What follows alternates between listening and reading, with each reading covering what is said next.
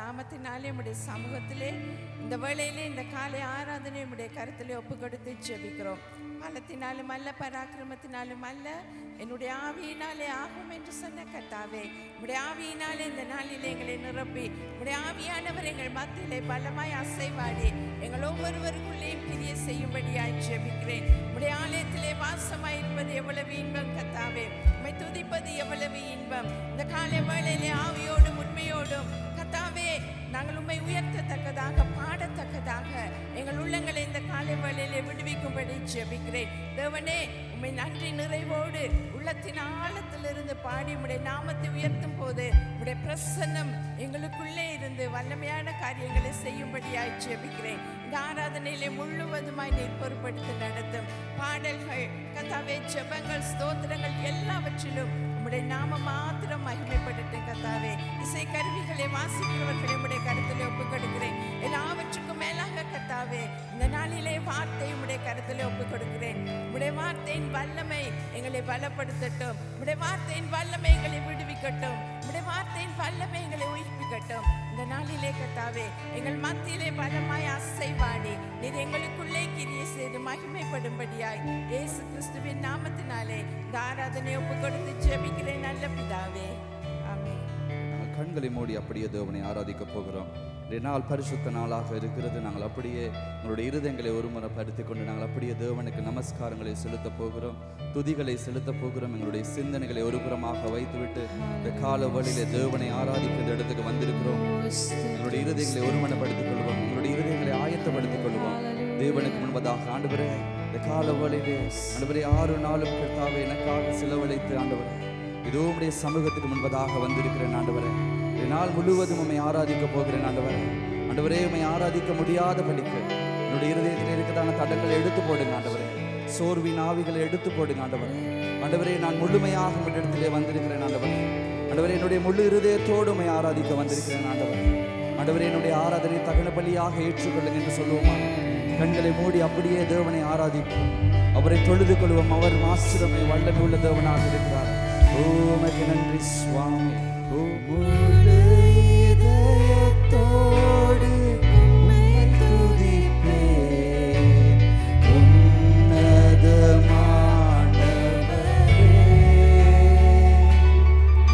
உம் அதிசயங்கள் எல்லாம் எடுத்துரைப்பேன், அதிசயமானவர். இருதயத்தை திறந்து சொல்லுவோமா?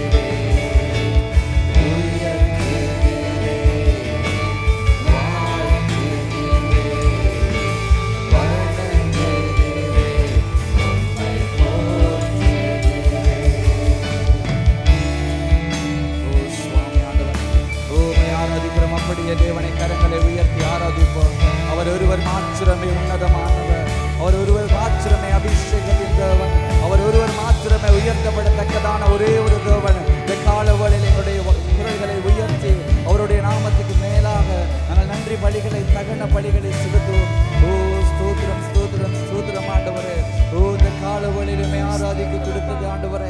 நீர் எங்களுக்கு ஜீவனை கொடுத்தது ஆண்டவரே. உம்மை ஆராதிக்க சுவாமி. ஆண்டவரே, நீர் எங்களை வாழ வைத்தது உம்மை ஆராதிக்க கர்த்தாவே. ஆண்டவரே, எங்களுடைய ஜீவன் உள்ள நாளெல்லாம் கர்த்தாவே உம்மை ஆராதிப்பதே கர்த்தாவே நீர் எங்களுக்கு கொடுத்ததான மாபெரும் பொறுப்பாக இருக்கிறது ஆண்டவரே. உம்மை ஸ்தோத்திரிக்கிறோம். ஹல்லேலூயா. உமக்கு நன்றி நன்றி நன்றி ஆண்டவரே. உமக்கு நன்றி சுவாமி. ஹல்லேலூயா. உமக்கு நன்றி ஆண்டவரே. உம்மை துதிக்கிறோம் ஆண்டவரே. ஆம் கர்த்தாவே, எங்களுக்கு ஜீவனை கொடுத்திருக்கிறீர் சுவாமி. ஆண்டவரே, நீர் எங்களை வாழ வைத்திருக்கிறீர் ஆண்டவரே. உமக்கு நன்றி ஆண்டவரே.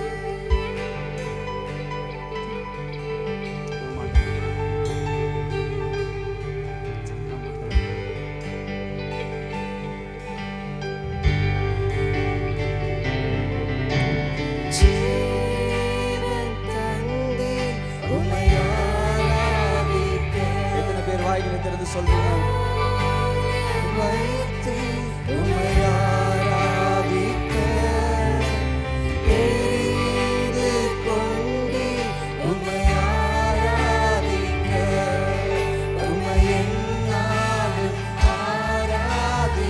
முழு இதயத்தோடு சொல்லுங்க.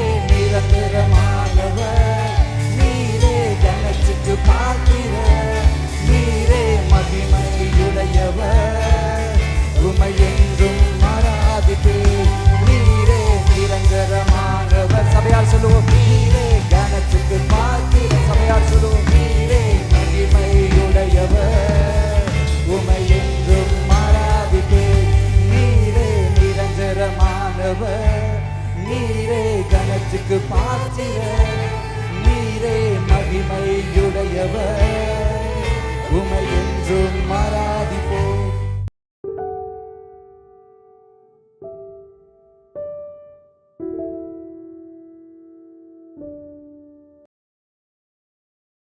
துதிக்கிறோம், சோதரிக்கிறோம் ராஜா. ஹல்லேலூயா.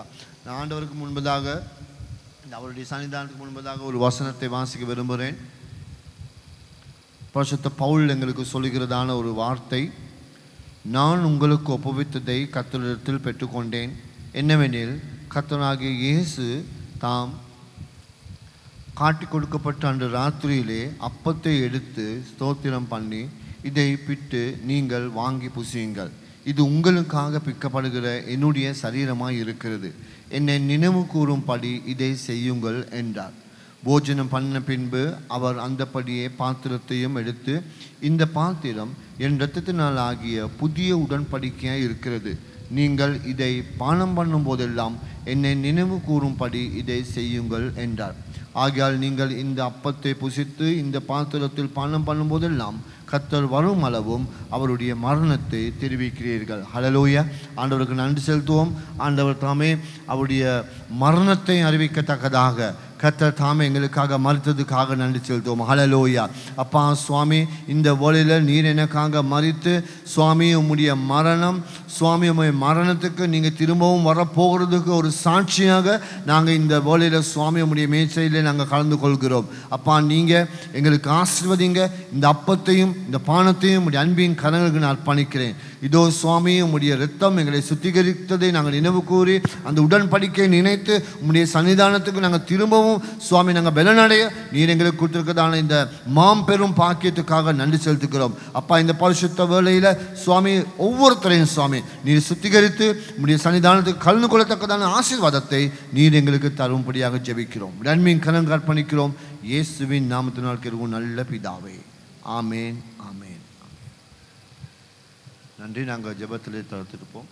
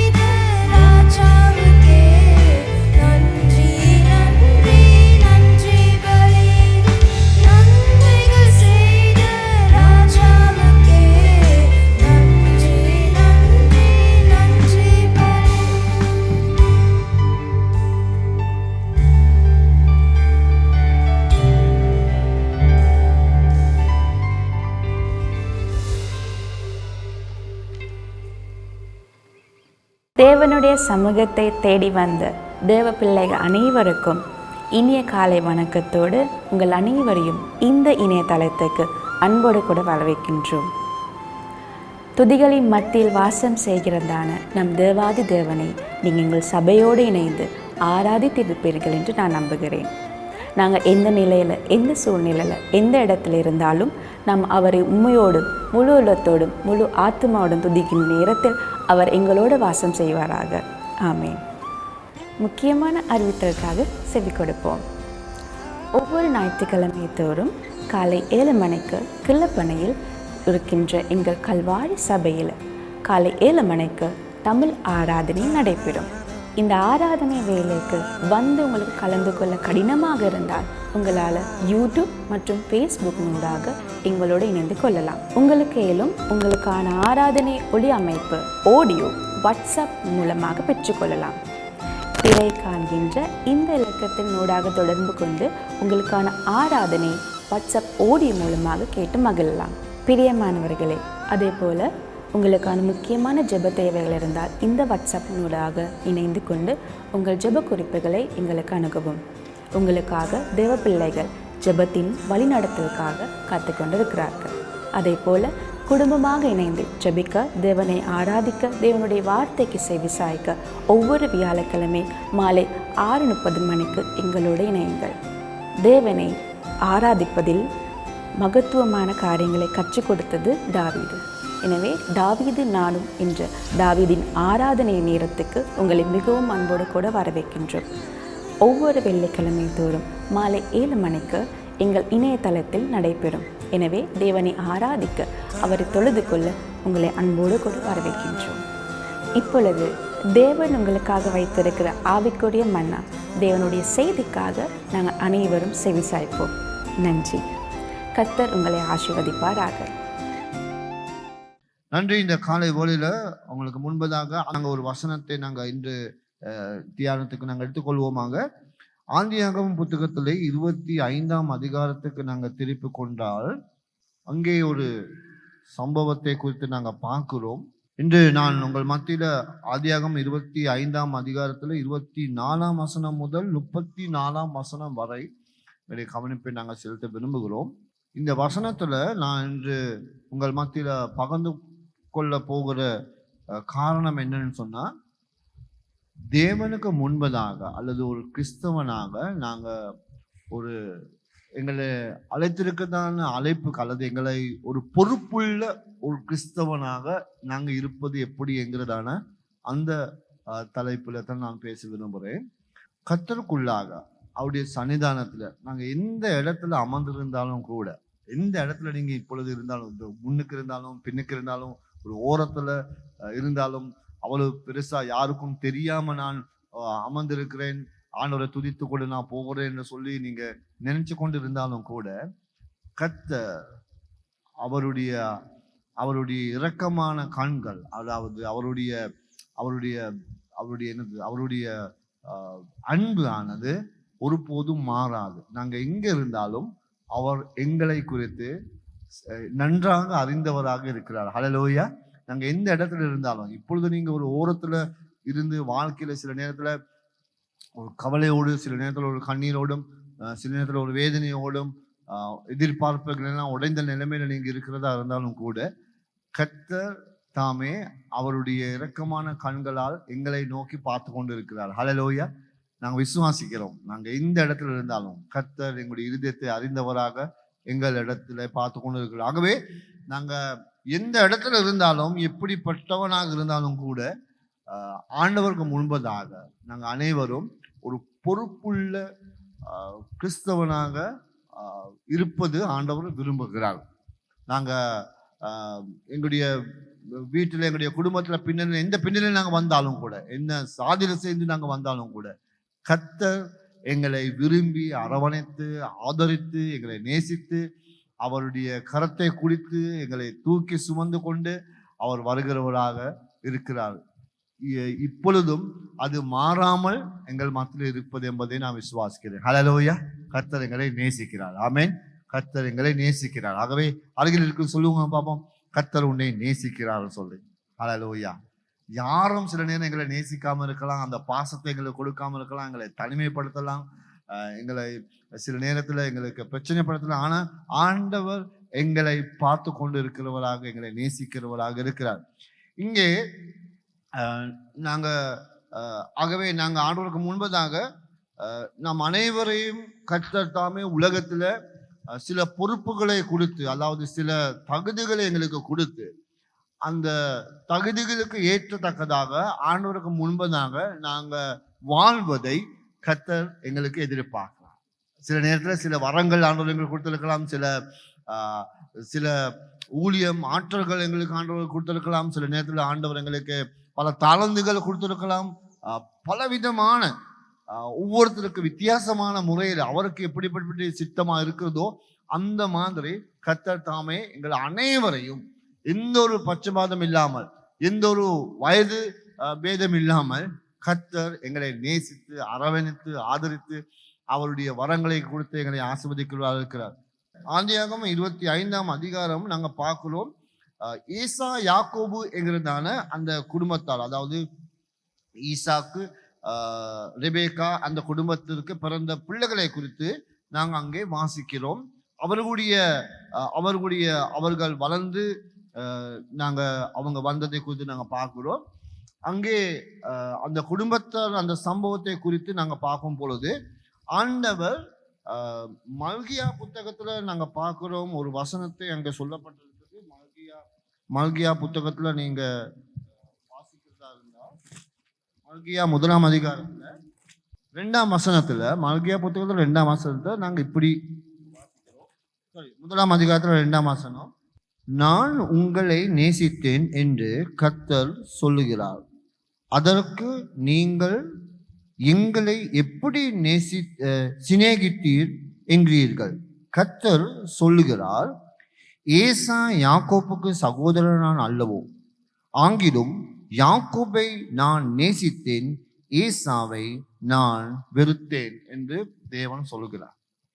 அங்கே சகோதரர்கள் 2 பேர் பிறந்தார்கள். அவர்கள் பிறந்து இருக்கும் பொழுது இங்கே குறிப்பாக ஆண்டவர் சொல்லுகிறார், ஆண்டவர் யாக்கோபை நேசித்தார், ஏசாவை வெறுத்தார் என்று சொல்லப்பட்டிருக்கிறது. அந்த சம்பவத்தை குறித்து தான் நாங்கள் ஆதியாகமம் 25ஆம் அதிகாரத்துக்கு நாங்கள் வந்தோம் என்றால் அங்கே நாங்கள் பார்க்கிறோம். நாங்கள் 25ஆம் அதிகாரத்துக்கு நாங்கள் வருவோம். அங்கே பாருங்க, 2 பிள்ளைகள் பிறந்த யாருக்காவது குடும்பத்தில் அனுபவம் இருக்கா? எங்க மத்தியில் இருக்காங்க, 2 பேர் இருக்காங்க. நானும் ஒரு சகோதரி மகேஸ்வரி. நீங்களா?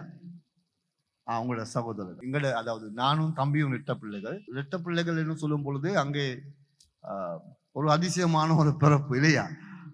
ஆண்டவர் ரெட்டிப்பான ஆசீர்வாதம். ஒரு பிள்ளையை நாங்கள் பார்க்கும் பொழுது 2 பிள்ளைகளை ஆண்டவர் கொடுக்கிறார்.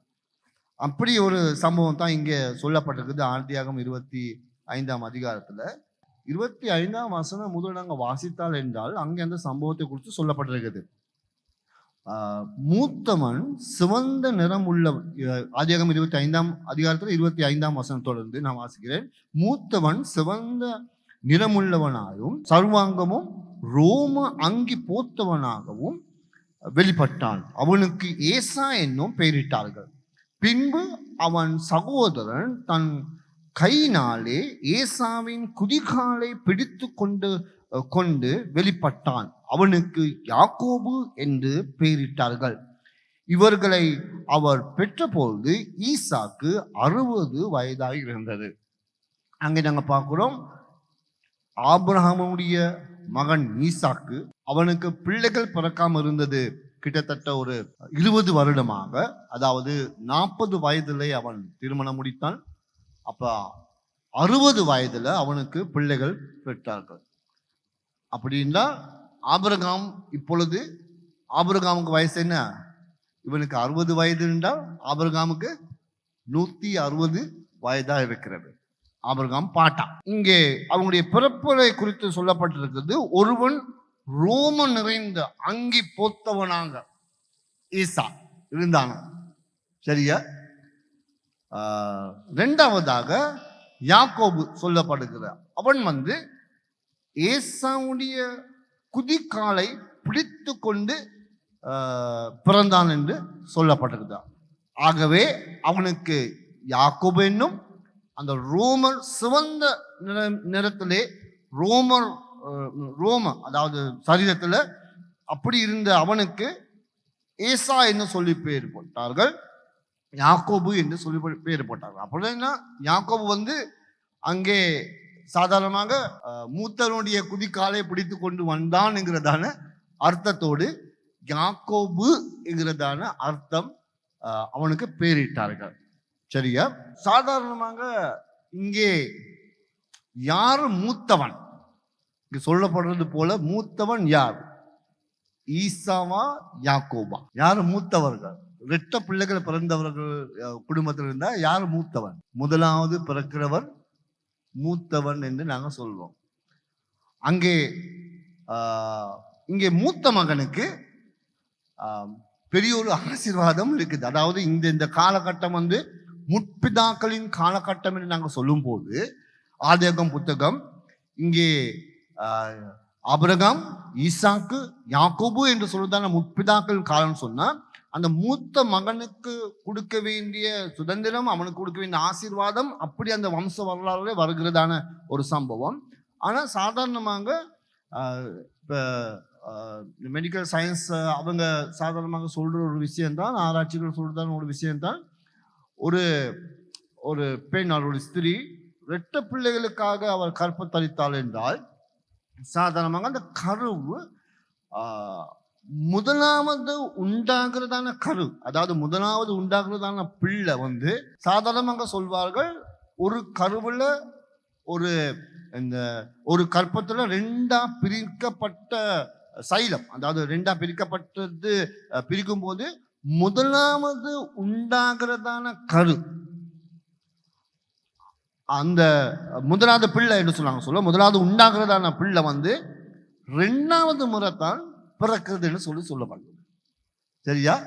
ஏன்னு சொன்னா முதலாவது உண்டாகிறதான கரு அல்லாட்டி அந்த பிள்ளை 2வது உண்டாகிற பிள்ளை வெளியே வந்த பிறகுத்தான், அதாவது பிறந்த பிறகுத்தான் முதலாவது உண்டாகிறதான பிள்ளைக்கு பிறக்கக்கூடிய வெளியே வரக்கூடிய சந்தர்ப்பம் உண்டு என்பதை சொல்றார்கள். சரியா? இப்ப நானும் என்னையும் தம்பியும் பார்த்தால் என்றால் அநேகர் கேட்பாங்க, பாஸ்டர் அண்ணன், அவரும் பாஸ்டரை தான் இருக்காரு, அண்ணன் வந்துட்டு போனார்கள், அண்ணன் வந்துட்டு போனார்கள், அண்ணனா யாரு அண்ணன் அப்படி வரலையே அப்படின்னு கேட்பேன். அது சொல்ல அவங்க பார்ப்பாங்க, அண்ணன் வந்துட்டு போனான்னு சொல்லு. அப்ப முதலாவது பிறந்தது நான் என்று அம்மா சொன்னாங்க. சரியா? முதலாவது நான் தான் பிறந்தேன்னு சொல்லி. ஆனா சாதாரணமா பார்த்தா முதலாவது பிறக்கக்கூடிய சந்தர்ப்பம் வாய்ப்பு இருக்குது 2வதாக உண்டாகிற பிள்ளைக்கு. முதலாவது பிள்ளை பிறக்கிறது 2வதாக சாதாரணமாக. ஆகவே இந்த இடத்துல அப்படி பார்க்கும்போது இங்கே முதலாவது மூத்தவனாக இருக்க வேண்டியவன் யாக்கோபு என்ன சொல்லப்படுறது. ஆனா வசனத்துல மூத்தவன் என்று சொல்லப்படுறது ஏசா. ஏசாவுக்கு ஒரு பூலோகத்துல ஒரு பொறுப்பு அவனுக்கு இருக்குது என்பதை உணர்த்ததுக்காக ரெபேக்கா அவனுடைய தாயாருக்கு ஆண்டவர் விசேட முறையில ஒரு வெளிப்படுத்தல் கொடுத்தாள் என்று வசனம் சொல்லுகிறது. எல்லா வசனங்கள் பார்க்கறதுக்கு எங்களுக்கு சந்தர்ப்பம் இல்லை, ஆனா இந்த வசனத்துக்கு குறித்து நாங்க பார்க்க போகிறோம். அப்படி இவர்களுக்கு 2 பேர்கள் இருந்தார்கள். அப்படி பார்க்கும் பொழுது யாக்கோபு நாங்க பார்க்கிறோம், அவன் குதிக்காலை பிடித்து கொண்டு வந்தான் என்பதுக்காக அர்த்தத்துக்காக யாக்கோபு என்று சொல்லுதான் பெயர் வருது. இந்த பிள்ளைகள் பெரிய ஆளான போது ஏசா வேட்டையில் வல்லவனாகவும் வனாந்திர சந்தனுமான இருந்தான்.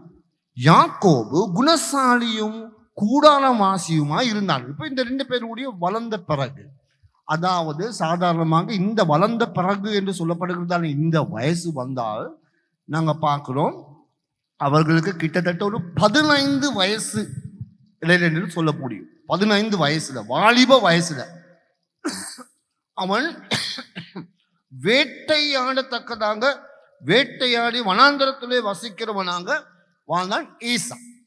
யாரு? இந்த மூத்த மகள். இளையவன் நாங்க பார்க்கிறோம் இங்க சொல்லப்படுகிறது போல இளையவன் குணசாலியும் கூடாரவாசியுமாய் இருந்தான் என்று சொல்லப்படுறது. சாதாரணமாக யாக்கோபு என்று சொல்லப்படும் பொழுது வேதாகமத்திலே அல்லது எங்களுடைய சபையிலும் தானும் யாக்கோபு என்று சொல்லப்படுறது நாங்கள் சாதாரணமாக யோசிக்கிறது எப்படி யோசிப்போம்? ஏமாத்துக்காரன் என்று யோசிப்போம். ஆனால் வேதாகமத்தில் அப்படின்னு சொல்லப்பட்டில்லை.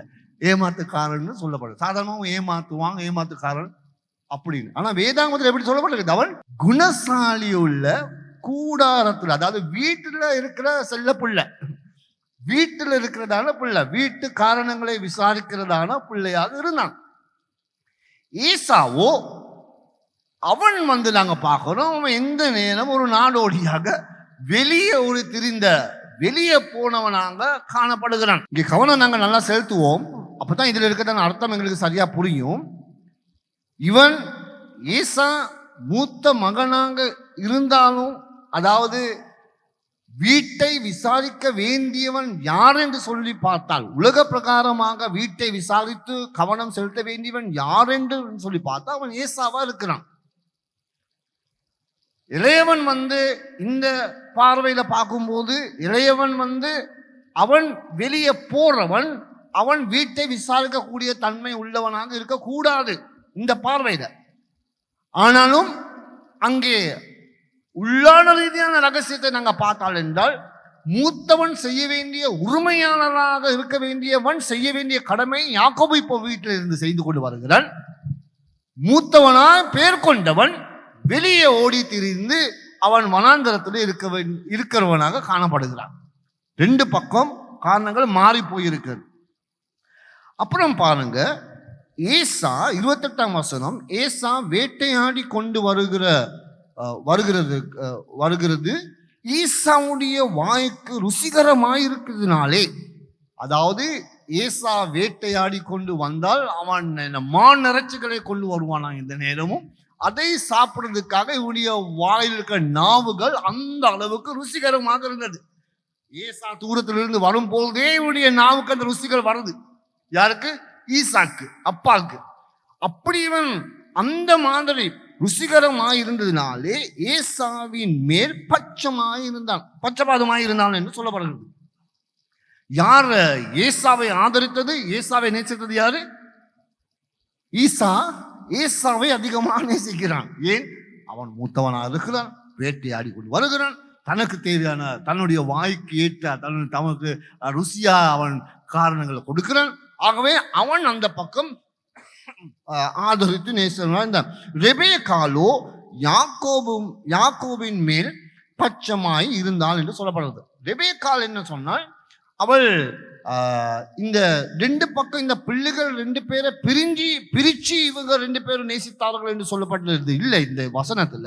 அப்படி இல்லை, இவங்க பார்க்கிறார்கள். அப்பா யோசித்தார், மகன் தன்னுடைய மூத்த மகன் அவன் தொழில் செய்து கொண்டு நல்ல காரணங்கள் செய்கிறவனாக காணப்படுகிறான் என்று சொல்லி யோசித்தான். அவன் போய் வேட்டையாடி கொண்டு வருகிறான், அவன் நல்ல திறமசாலியா இருக்கிறான், இவனோ வீட்டில் இருக்கிறான், வீட்டில சுத்தி கொண்டு இருக்கிறான், இவனுக்கு என்ன வேலை அப்படின்னு சொல்லி யோசித்தார்கள். ஆனால் ரெபேக்கா தன்னுடைய தாயால் ஒரு மகனை விட்டு இன்னொரு மகனை நேசித்தாள் என்று சொல்ல முடியாது. காரணம் என்னன்னு சொன்னா, தனக்கு ஏற்ற பொறுப்பு என்னதுன்னு சொல்லி சரியா தெரிஞ்சு கொண்ட மகனாக யாக்கோபை காணப்படுகிறார்கள். ஆகவே நான் பார்க்கிறேன், மல்கியா புத்தகத்தில் ஆண்டவர் சொல்லுகிற நான் ஈசாவை வெறுத்து யாக்கோபை நேசித்தேன் என்று சொல்லி, ஒரு ஏமாற்றக்காரனை பார்த்து ஏமாற்றி கொண்டு காரணங்கள் செய்கிறவனை பார்த்து ஆண்டவர் நேசித்தால் என்ன பெரிய ஒரு ஆச்சரியமே, அது பெரிய ஒரு ஆச்சரியமா இருக்கே. அப்படி பார்க்கிறோம். இந்த சமயம் அதாவது இந்த சந்தர்ப்பம் எப்படிப்பட்ட ஒரு சந்தர்ப்பம்னு சொன்னா, எத்தனை பேருக்கு தெரியும் ஆபிரகாம் எத்தனை வயதுல மறைத்தாருன்னு சொல்லி? எத்தனை வயதுல? 175. சரியாக சொன்னீங்க, நீங்க பாஸ். அப்படின்னா ஏசாவுக்கும் யாக்கோபுக்கும் வயசு என்ன? 15 வயசு. 15 வயசுல தான் வேட்டையாட போயிருக்கிறார்கள். வேட்டையாடி அவன் சிறு வயசுல இருந்து வெளியே போயிட்டான் ஏசா. சரியா? அதாவது 5 வயசுல இருந்து வெளியே போயிட்டான். சாதாரண அவங்களுடைய யூதர்கள் சம்பிரதாயங்கள் இருக்குது, சில காரியங்கள் செய்யறதுக்கு. ஆனால் இந்த நேரத்தில் நியாயப்பிரமாணம் அப்படி இல்லை அவர்களுக்கு செய்யறதுக்கு. ஆனாலும் 5 வயசுல அவன் வெளியே போயிட்டான். இவன் 5 வயசுல இருந்து யாக்கோபு வீட்டுள்ளுக்கே இருக்கிறான். அப்படி என்றால் இங்கே நான் உங்களுக்கு சொன்னது என்னன்னு சொன்னா, ஏசாவை நாங்கள் எடுத்தால் என்றால் அவன் செய்ய வேண்டிய கடமை என்னதுன்னு சொன்னா ஒரு 2 விஷயங்கள் நடக்குது. ஒன்று, தன்னுடைய தாத்தா அல்லது தன்னுடைய பாட்டானவர் இப்ப மரித்து போகிறதான காலகட்டத்தில் இவர்கள் 2 பேர் வளர்ந்து கொண்டு வருகிறார்கள்.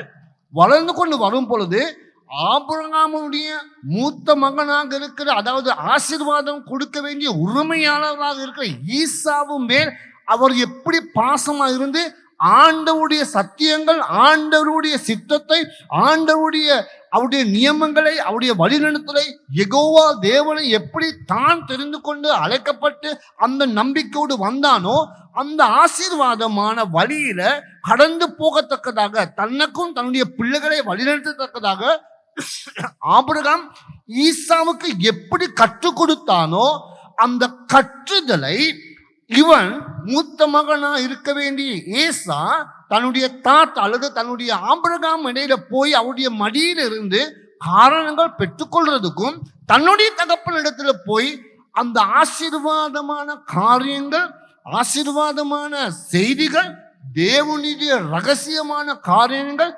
பெற்றுக்கொள்ளத்தக்கதாக பொறுப்புள்ளவனாக இருக்க வேண்டும் என்பதை உணராமல் அவன் வெளியே திரிகிறான். ஒருவன் இங்கே வீட்டில் இருந்து கொண்டு பொறுப்புள்ளவனாக காரணங்களை செய்து கொண்டு வருகிறான். இளையவன்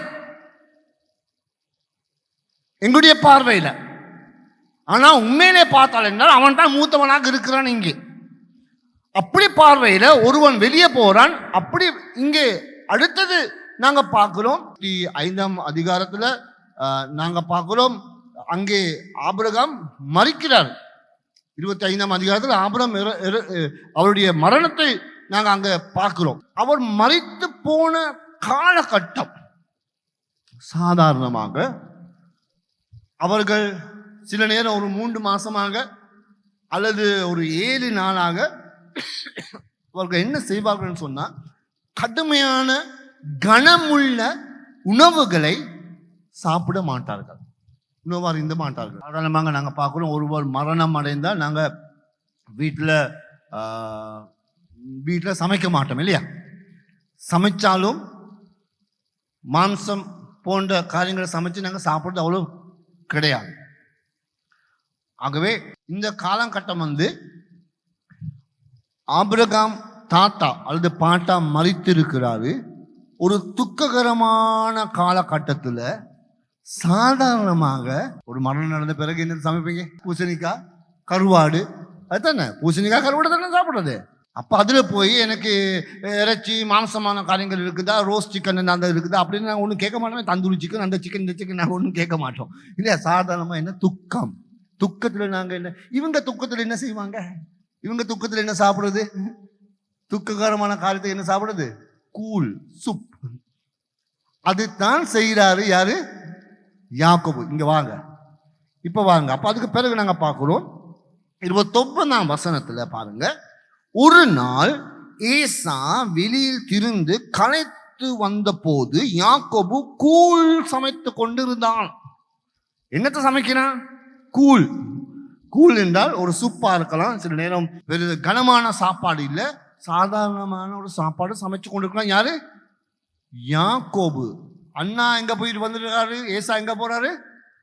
வேட்டையாடி கொண்டு எப்படி வராரு? களைப்புல வராரு வீட்டுக்கு. ஆனா இப்பொழுது தாத்தா பாட்டாவுடைய மரணம் நடந்து இருக்குது. ஈசாக்கு துக்கமா இருக்கிறாரு. அவருக்கு மூத்த மகன் கூழ் சமைச்சு கொண்டு போய் அவருக்கு கொடுக்க வேண்டிய நிலைமையில இருக்க வேண்டியவன் வெளியே போய் களைப்போடு வீட்டுக்கு வருகிறான். வீட்டில் இருக்கிறவன் என்ன செய்யறான்னு சொன்னா, இவர் கூழ் சமைச்சு கொண்டு அப்பாவுடைய தாத்தாவுடைய துக்கத்தை அதை சிறப்பிக்க, அதாவது துக்கத்தோடு கலந்து கொள்ளத்தக்கதாக ஈசாக்கு கொண்டு போய் கொடுக்கத்தக்கதாக அவர் கூழ் சமைச்சு கொண்டு இருக்கிறார். இவர் வாராரு, வந்து என்ன சொல்றாரு? அப்பொழுது ஏசா யாக்கோபை நோக்கி, அந்த சிவப்பான கூழிலே நான் சாப்பிடுறதுக்கு கொஞ்சம் தான், இளைத்திருக்கிறேன் என்றான். இதனாலே அவனுக்கு என்ன பேர் வந்தது? என்ன பேர்? ஏதோம் என்கிறதான பேர் வந்தது. அப்படின்னா கொஞ்சம் யோசித்து பாருங்க. ஏதோமியர்கள், ஏதோம் என்று சொல்லி பேர் உண்டாகுனதுக்கு காரணம் ஈசாக்கு, ஏசா. ஏசாவுடைய பேருக்கு ஒரு மறுபெயர் வந்து ஏதோம். ஏதோம் சொன்னான் காரணம் வந்து அவன் சிவப்பு நிறத்தில் இருக்கிறான். சிவப்பான ஒரு ரோம போத்த ஒரு துணியில போத்தவன் போல சரீரம் உடையவனாக இருந்தான். அதுக்காக அவனுக்கு ஏதோ சிவப்பான ஒரு கூழ் இவன் சமைச்சு கொண்டு இருக்கிறான். இந்த சிவப்பான நிறத்தில் இருக்கிற அந்த கூழை கொஞ்சம் எனக்கு தான்னு சொல்லும் பொழுது நான் களைப்போடு இருக்கிறேன். இது அப்பாவுக்கு கொடுக்க வேண்டியது, உனக்கு கொடுக்க வேண்டியது இல்லை. இது நாங்க குடிக்க வேண்டியது. அப்பாவோட போய் நாங்க இருக்கிறோம். இது நான் உனக்கு இல்லை சமைக்கிறேன், அப்பாவுக்கு சமைக்கிறேன். ஏன்? இவன் குணசாலி உள்ள வீட்டு கூடாரத்தை விசாரிக்கிறவனாக இருந்தால் அப்பாவுடைய ஒரு செல்ல பிள்ளையாக அப்பாவோட ஆண்டவரை பற்றி அறிந்தவனாக இருக்கிறான். செய்ய வேண்டிய கடமை என்னதென்று தெரிஞ்சு கொண்டு காரியம் செய்து கொண்டவனாக இருக்கிறான். இவனோ அதை தெரியாமல் இவன் என்ன செய்யறான்? எனக்கு கொஞ்சம் தாண்டு அப்படின்னா யாக்கோபு கேட்கிறாரு. என்ன யாக்கோபு? அப்பொழுது யாக்கோபு, உன் சிரேஷ்ட புத்திர பாகத்தை இன்று எனக்கு விற்று போடு என்றான். அப்படின்னா நான் இது உனக்கு கொடுக்க வேண்டியதா இருந்தா நீ தானே போய் அப்பாவுக்கு இதை செய்யணும், நீ தானே இந்த காரியத்தை செய்யணும், நான் இல்லை இதை செய்யணும். அப்படின்னா உனக்கு கொடுக்கறதா இருந்தா இத நீ அந்த புத்திர பாகத்தை எனக்கு தான். இது உனக்கு கொடுக்க வேண்டிய கூலி இல்லை. இது அப்பா துக்கமா இருக்கிறான். சாதாரணமா அவங்க வீட்டை பேசுவான், ஏசா என்னடா நீ பேசுற? அப்பா அங்க துக்கமா இருக்கிறாரு, தாத்தா இறந்து போயிருக்காரு. நாங்க செய்ய வேண்டியது என்னது? அங்கிட்டு இங்கிட்டு திரிஞ்சு கொண்டு இருக்கிறதா செய்ய வேண்டியது? அப்பாவோட போய் இந்த துக்கத்தில் இல்லையா நாங்க கலந்து கொள்ளணும். சாதாரணமா சொல்லுவாங்க, நீ செய்ய வேண்டிய கூலை நான் செய்து கொடுக்கிறேன், நீ அதுலயும் வந்து கேட்கிறியே, இது நியாயமா இருக்குதா உனக்குன்னு சொல்லி இவர் கேட்கிறாரு. யாக்கோபு கேட்கிறாரு. அப்படி கேட்கும் பொழுது அப்படின்னா நீ செய்ய வேண்டியது தானே, நான் செய்ய வேண்டியது இல்லை. ஓண்ட என்னது உனக்கு இருக்கிறதான அந்த மூத்த மகன் என்கிற சொல்றதான அந்த செல்வந்தத்தை, அந்த ஆசீர்வாதத்தை எனக்கு தான், நான் செய்யறேன். உனக்கு சும்மா அந்த பேருக்கு கொடுத்த என்ன பிரயோஜனம்? நீ தானே அதை கணக்கெடுக்காம இருக்கிற, அங்க இங்க தெரிஞ்சு கொண்டு உனக்கு பேருக்கு மட்டும்தான் இருக்குது. நீ தலைவன், மூத்தவன், சபையில ஹோம்சல் லீடர், பேருக்கு மட்டும்தான் இருக்குது. ஆனா பொறுப்பு இல்லை சரியா. சில பேர் ஊழியத்தில் அப்படித்தான் இருப்பாங்க, பேருக்கு மட்டும்தான் இருப்பாங்க. ஆனா பொறுப்புகள் சரியா நிறைவேற்ற மாட்டாங்க, தன்னுடைய சித்தத்தை நிறைவேற்றுவாங்க. ஆனா ஒரு பொறுப்பு இருக்குது, ஒரு பெயர் இருக்குது, ஒரு பட்டம் இருக்குது, ஒரு லேபர் இருக்கு. நம்ம சபையில பெரிய பெரிய லேபர்கள் இருக்குது, எல்லாம் இருக்குது. ஆனா செய்வது தன்னுடைய சித்தத்தை, தன்னுடைய இஷ்டத்தை செய்வார்கள். தேவனுடைய சித்தத்தை இல்லை, தேவனுக்கு செய்ய வேண்டிய பொறுப்பை இல்லை தான் நிறைவேற்றுது. தனக்கு வேண்டிய மாதிரி காரியங்கள் செய்வாங்க. ஊழியக்காரங்களும் அப்படித்தான். அநேக ஊழியக்காரங்கள் எங்களை போன்ற அவர்களும் கூட அதிகமாக தன்னுடைய உயர்வை, தனக்கு தேவையானதை தான் பெற்றுக்கொள்ள பார்ப்பார்கள் ஒழிய தான் செய்ய வேண்டிய கடமையை சரியா செய்யாமல், தன்னுடைய பொறுப்புகளை சரியா உணராமல் வாழ்ந்து கொண்டு இருக்கிறவர்களாக காணப்படுகிறார்கள். எனக்கு கொஞ்சம் தான், நான் மிகவும் களைப்பா இருக்கிறேன். எதுக்கு களைப்பா இருந்த? தேவையானா? நாங்க இன்னைக்கு வேட்டையாட போக வேண்டியமா? தேவையா? இந்த காலகட்டத்தில் நாங்க வேட்டையாடி சாப்பிடுறது இல்லையே, நீ ஏன் அதுக்கு போற? அது இல்லையே நாங்க சாப்பிடுறது. அப்பா ரசித்து ருசித்து சாப்பிட்டாலும் கூட நாங்க அது கொடுக்க மாட்டோமே, அது சாப்பிடுறது இல்லையே. தாத்தா இறந்த துக்கத்தை நாங்க இது பண்றோம், நீ அந்த சாப்பாடுக்காக இந்த சாப்பாடுக்காக அலைந்து தெரிஞ்சு கொண்டு இருக்கிற, பொறுப்பு இல்லாம இருக்கிற. அப்படின்ட்டு தான் நான் இந்த யாக்கோபு இங்க கேட்கிறார். அநேகுடைய வாழ்க்கையில ஆண்டவருடைய சன்னிதானத்துல நாங்க இன்றைக்கு இருக்கிறோம், துதிக்கிறோம், ஆராதிக்கிறோம். ஆனா அழைப்பில் இருக்கிறதான பொறுப்பு என்னதுன்னு சொல்லி நாங்க சரியா நினைத்து பார்க்காமல் எங்களுடைய காரியங்கள் செய்து கொண்டு போகிறவளா இருக்கிறாங்க. அப்பொழுது பாருங்க, அப்புறம் பாருங்க என்ன செய்யலாம். அதற்கு ஏசா 32ஆம் வசனம், இதோ நான் சாக போகிறேனே, இந்த சிரேஷ்ட புத்திர பாகம் எனக்கு என்னத்துக்கு என்றான். நான் தானே சாக போறேனே, இது எனக்கு என்னத்துக்கு? இது வச்சுக்கொண்டு என்ன தான் செய்யலாம் அப்படின்ட்டு இவர் என்ன செய்யறாரு? தனக்கு கொடுக்கிறதான பொறுப்பை தான் ஜீவித்தால் தான் அதுக்கு நன்மை.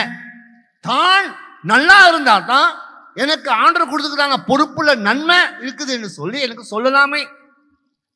இதுல இருந்து என்ன பிரயோஜனம் எனக்கு? நானே களைப்போடு இருக்கிறேன், நானே துக்கத்தோடு இருக்கிறேனே, நானே வேதனையோடு இருக்கிறேனே, நானே படும் கஷ்டத்தில் இருக்கிறேனே, என்னை பார்க்கறதுக்கு யாருமே இல்லையே, என்னை குறித்து யோசிக்கிறதுக்கு யாருமே இல்லையே. ஆனாலும் எங்களுக்கு ஒரு புத்திர பாகத்தை ஆண்டவர் கொடுத்துருக்கார்.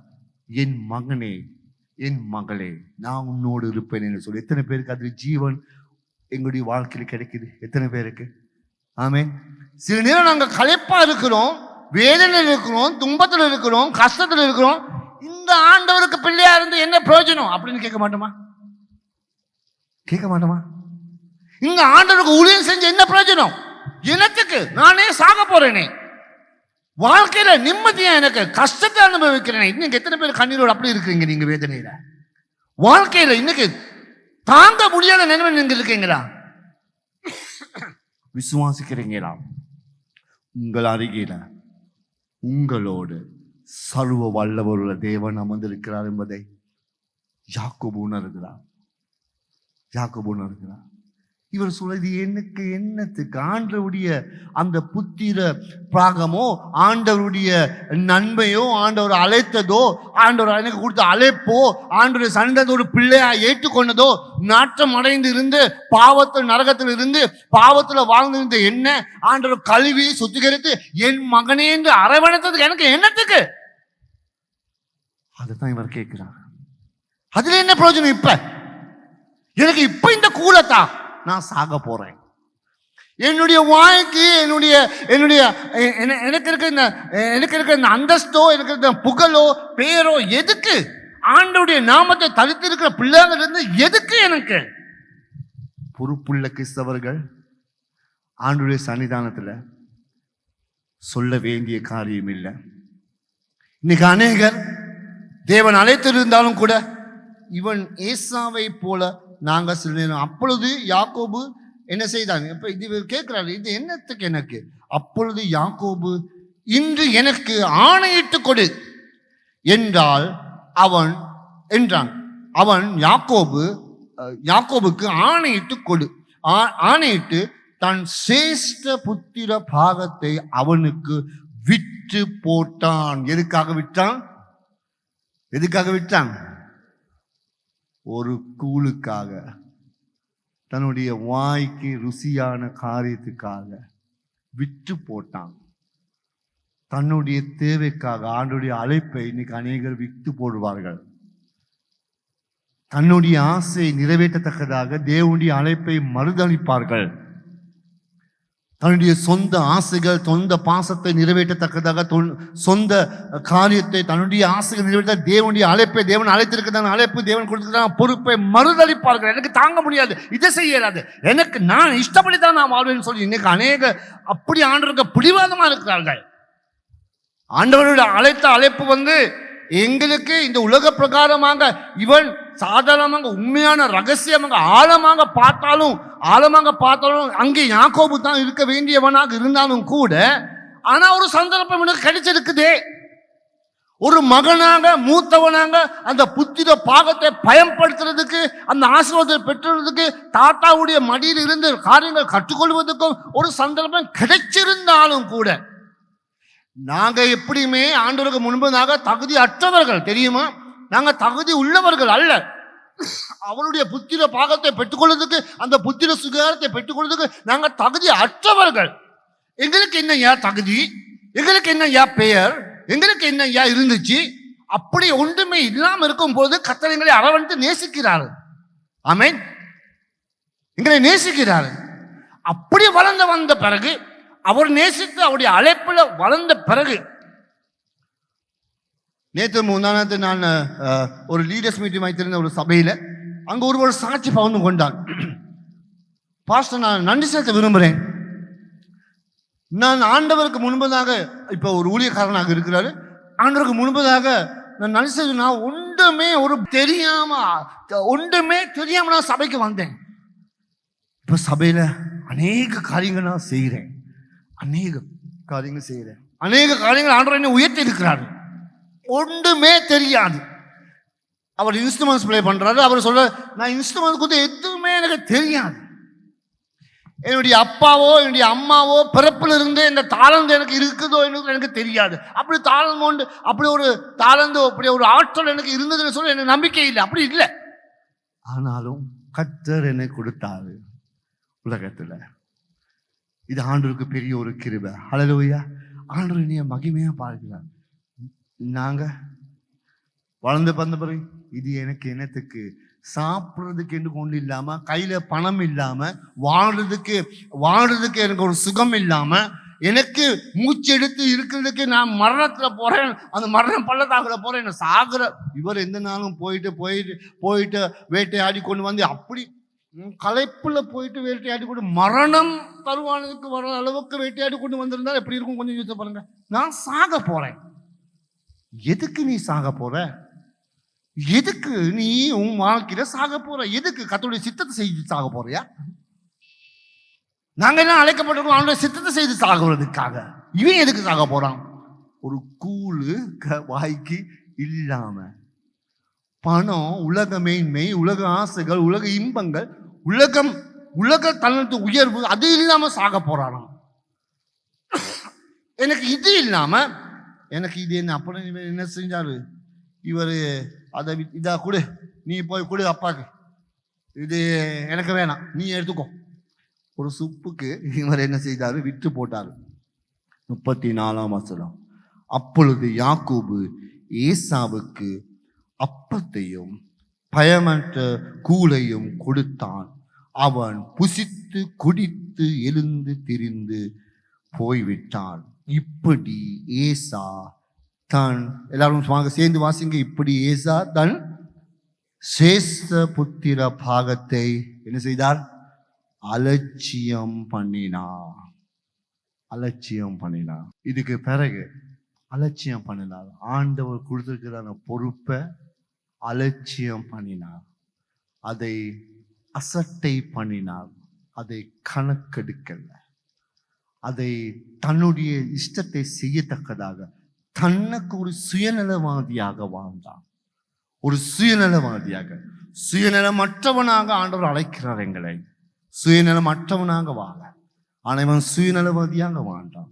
ஆண்டவர் நம்மளை அழைத்தில்லை. அதுக்கு இந்த உலகம், பரிசுத்த பவுல் சொல்றார், பரலோக ராஜ்யத்துக்கு போகிறது எனக்கு ஒரு லாபம், உலகத்துல வாழ்வது எனக்கு ஒரு நஷ்டம். நாம் பரலோக ராஜ்யம், அவருடைய சன்னிதானத்தில் இருப்பது எனக்கு பெரிய ஒரு இன்பம். அவருடைய சன்னிதானமே எனக்கு ஒரு பலன். அவருடைய வசனமே என்னுடைய ஒரு ஜீவன். யாக்கோபு தெரிந்து கொண்டாரு, தாத்தாவுடைய மடியில் இருக்கிறது, அப்பாவுக்கு தேவையான காரியங்கள் செய்வது தான் கர்த்தருடைய சித்தம். இதுதான் ஆண்டவர் என்னை அழைச்சிருக்கிறார்.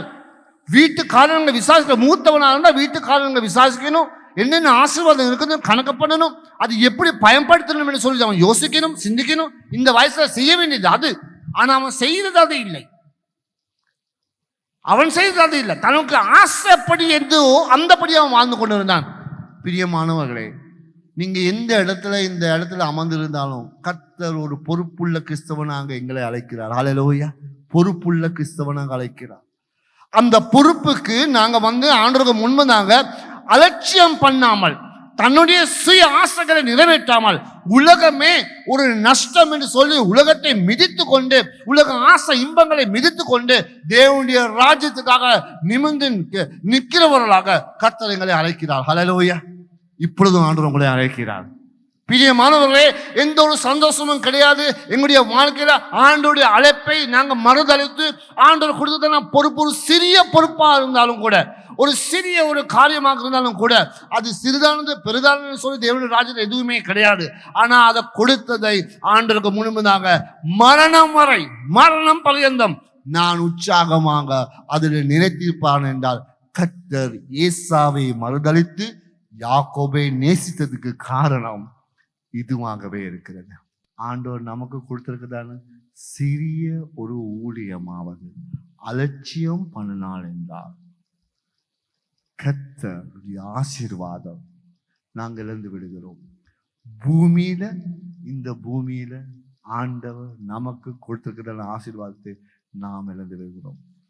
ஆனால் 2000 வருடத்துக்கு பிறகு நாங்கள் எப்படி அலட்சியப்பட்டு வேதனைப்பட்டு நொறுக்கப்பட்டு இருந்தாலும் அந்த ஆசீர்வாதத்தை திரும்ப நமக்கு கொடுக்கத்தக்கதாக இந்த உலகத்துக்கு அவருடைய முதல் பேரான மகன் பூமிக்கு பிறந்து எல்லா அலட்சியங்களும் பாவங்கள் அவர் சுமந்து அந்த ஊழியத்தை அவர் கல்வாரி சிலுவையிலே நிறைவேற்றினார். அந்த நிறைவேற்ற நிமித்தமாக நாம் அனைவருக்கும், நாம் மூத்தவனாக இருந்தாலும் இளையவனாக இருந்தாலும், எந்த குடும்பத்தில் எந்த இடத்துல இருந்தாலும், எப்படிப்பட்டவனாக இருந்தாலும், கர்த்தர் இன்றும் கூட அவருடைய கையை நீட்டி எங்களை அழைக்கிறார். நீ எந்த விதத்தில் இருந்தாலும் நான் உன்னை எடுத்து பயன்படுத்த விரும்புகிறேன்னு சொல்லி அந்த அன்பான வார்த்தையால் எங்களை கூட அவர் அழைக்கிறார். ஹல்லேலூயா. இன்று நாங்கள் அவருடைய சன்னிதானம் மிச்ச தூரம் போயிருந்தால் என்றால் நாங்கள் உணர்ந்து ஆண்டவருக்கு எங்களை அர்ப்பணிப்போம். ஆண்டவரே, நான் வருகிறேன் அப்பா, இந்த வழியில என்னை தொட்டு எனக்கு ஆசீர்வதிக்குன்னு சொல்லி அவருடைய சன்னிதானத்துக்கு நாங்கள் வந்து அவருக்கு முன்பதாக எங்களை அர்ப்பணிப்போமாக. ஹல்லேலூயா.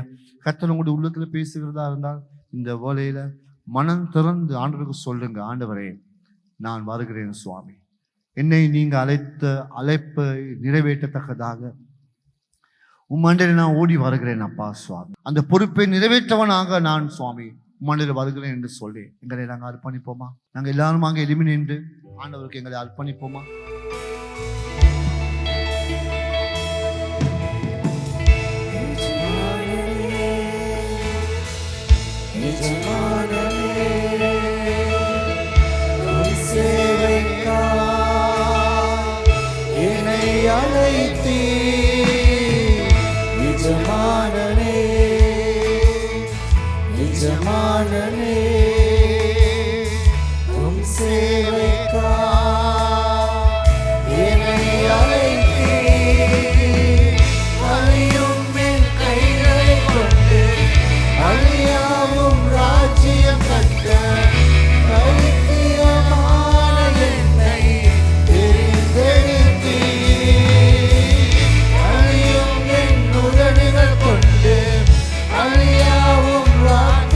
சொல்ல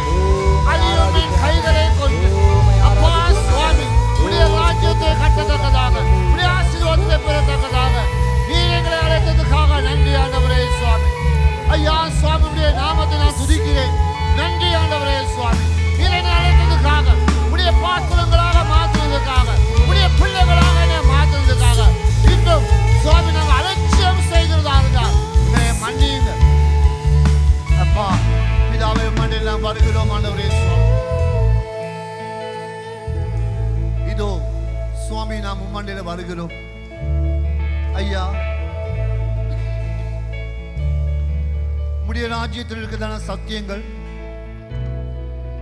அந்த ரகசியமான உம்முடைய அழைப்பை நாங்கள் மறுதளித்தோம் என்றால், நீர் எதிர்பார்க்கிறதுக்கு நாங்கள் சுயநலவாதிகளாக இருந்தால் என்றால், ஐயா எங்களுடைய ஆசைகளை பூர்த்தி செய்யத்தக்கதாக எனக்கு எப்படி தகுந்ததோ அந்தபடி நான் வாழ்ந்து உமக்கு தகுந்த உகந்த பாத்திரமாக மாறாவிட்டால் என்றால், ஐயா என்னை மன்னித்து உம்முடைய பரிசுத்த கரம் தொடர்ந்து என்னை தூக்கி சுமப்பாதாக.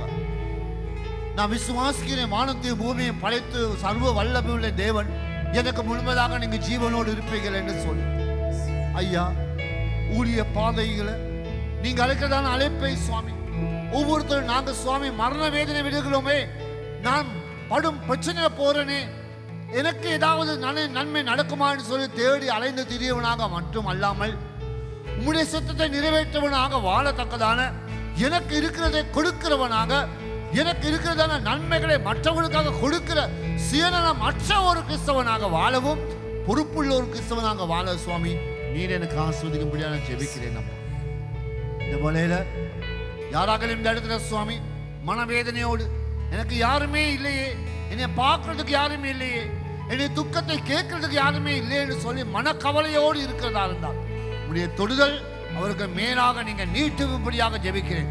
உடைய கரம் அவருக்கு மேலாக நீட்டும்படியாக நான் ஜெபிக்கிறேன். அப்பா இரக்கமுள்ளவரை, என்னை தூக்கி அனைத்து எனக்கு விடுதலை செய்தவரை, இந்த வழியில சுவாமி உடைய அன்பின் கலங்கால் அர்ப்பணிக்கிறோம். ஆசீர்வதித்து வழிநடத்துவீராக.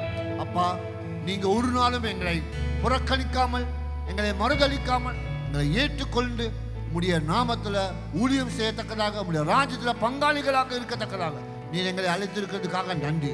அப்பா நீங்க உடைய அன்பின் கரம் இந்த மேலாக வைதுங்க, சபைக்கு மேலாக முதியோர்கள், இளையவர்கள், சுவாமி பிள்ளைகள் உடைய அன்பின் கரம் அர்ப்பணிக்கிறேன்.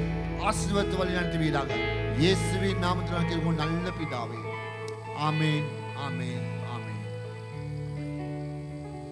கர்த்தர் தாமே உங்களை ஆசீர்வதித்து வழிநடத்துவாராக.